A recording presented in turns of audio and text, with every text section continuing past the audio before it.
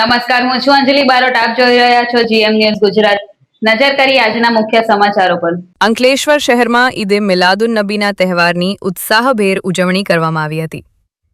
અંકલેશ્વરમાં પૈગંબર સાહેબના જન્મદિવસ નિમિત્તે વિવિધ મસ્જિદોમાં મોહમ્મદ સાહેબની શાનમાં સલાતો સલામ પેશ કરવામાં આવ્યા હતા.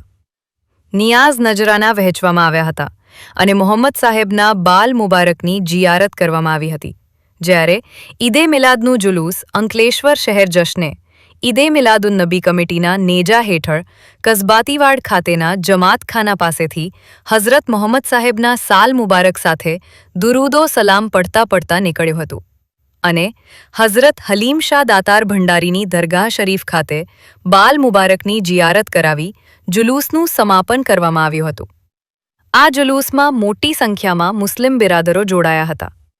ખેર ઠેર સરબત પાણી તેમજ નિયાઝનું આયોજન હાથ ધરવામાં આવ્યું હતું.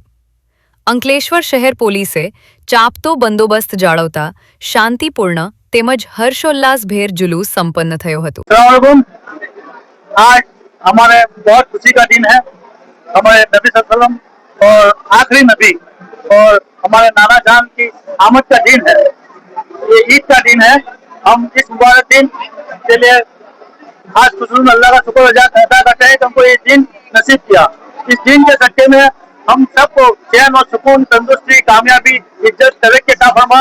हमारे घरों में चैन और सुकून अता फरमा. हम सबको नबी सल्लल्लाहु अलैहि वसल्लम ने बताए रास्ते पे चलने की तौफीक अता फरमा और हमारे हिंदुस्तान में चैन, सुकून, शांति, एकता, भाईचारे का आज हम इंशाल्लाह उससे मैसेज देते हैं और हमारे नबी सल्लल्लाहु अलैहि वसल्लम ने बताए रास्ते पे चलने की हम सबको हिदायत मिले, यही दिली दुआ है. अस्सलाम वालेकुम.